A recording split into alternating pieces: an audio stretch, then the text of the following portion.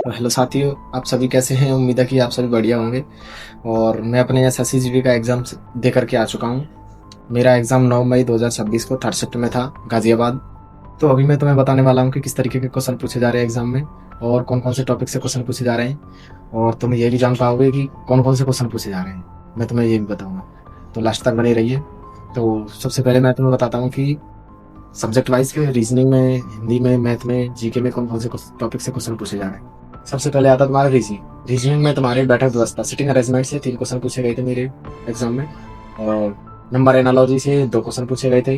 Number series से 2 question पूछे गए थे। और फिगर सीरीज से 1 क्वेश्चन पूछा गया था। और कोडिंग डिकोडिंग से 1 क्वेश्चन था। कैलेंडर से तुम्हारे 2 क्वेश्चन थे। मैं तुम्हें यही कहना चाहूँगा कि कैलेंडर में तुम अच्छे से पढ़ के जाओ। क्वेश्चन बताऊँगा कि किस तरह के क्वेश्चन पूछा है लास्ट में।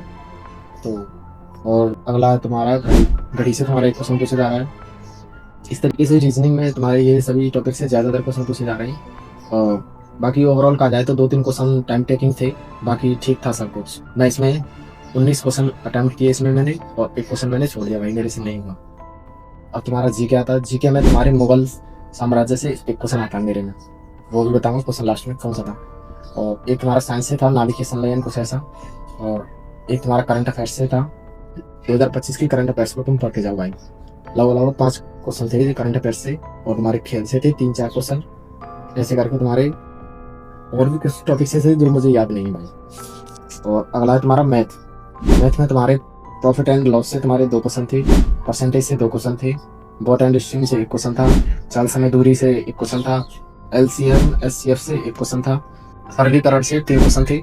इसमें तुम्हारे दशमलव वाले क्वेश्चन पूछे जा रहे हैं, मतलब टाइम टेकिंग थे। ये वाले क्वेश्चन मुझे ज़्यादा लेंथी लगी। और बाकी 1 क्वेश्चन तुम्हारा आयत से था। और अनुपात समानुपात से 1 क्वेश्चन था, आयु से रिलेटेड था इसमें। और औसत से तुम्हारा 1 क्वेश्चन था। कार्य समय से तुम्हारा 1 क्वेश्चन था, जिसमें एमडीएस वाला फॉर्मूला लगता था आंसर निकालने का। 1 क्वेश्चन तुम्हारा ट्रेन से था। ठीक है, ये तुम्हारी मैथ के क्वेश्चन थे। अगला आता तुम्हारा हिंदी। हिंदी में तुम्हारे तद्भव तत्सम से 1 क्वेश्चन था। शुद्ध अशुद्ध वाक्य से 2 क्वेश्चन थे। अगला है तुम्हारा वाक्य शुद्धि से 1 क्वेश्चन था। और शब्द शुद्धि अलग है और वाक्य शुद्धि अलग है, ठीक। और प्रशासनिक इकाई से तुम्हारा लगभग 4-5 क्वेश्चन पूछे जा रहे थे। ये भाई साहब बहुत खतरनाक आ रही है, क्योंकि ये ना तो पढ़ी है किसी ने, और ना ही इस तरीके के क्वेश्चन आज से पहले कभी देखे, तो इसलिए ये हार्ड लग रही है सभी को। तो ये भी बताऊंगा कि कौन कौन से क्वेश्चन थे, कुछ टाइप के क्वेश्चन मैं बताऊंगा। शब्दावली से तुम्हारी कार्यालय कार्यवाही से कुछ क्वेश्चन थे। शब्दावली से तुम्हारे इंग्लिश मीनिंग पूछ रहा था, जैसे हिंदी में वर्ड दे करके इंग्लिश मीनिंग पूछ रहा है। गद्यांश से तुम्हारे 5 क्वेश्चन पूछे जा रहे हैं। और गद्यांश तुम्हारा इस तरीके का था कि इसमें मात्र 3 लाइन थी, और 3 लाइन से बताओ तुम 5 क्वेश्चन पूछे जा रहे हैं, तो किस तरीके का आपका गद्यांश होगा।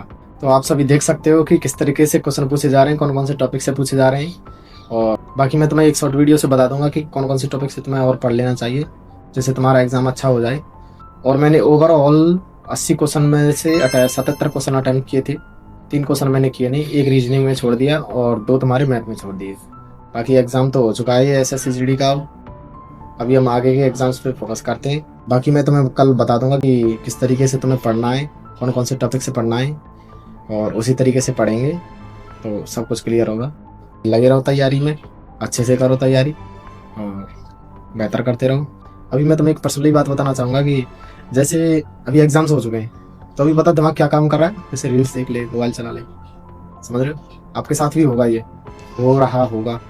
तो ये सभी से थोड़ा सा बचना है, और पढ़ाई में ही लगातार लगे रहोगे तो कुछ हो जाएगा।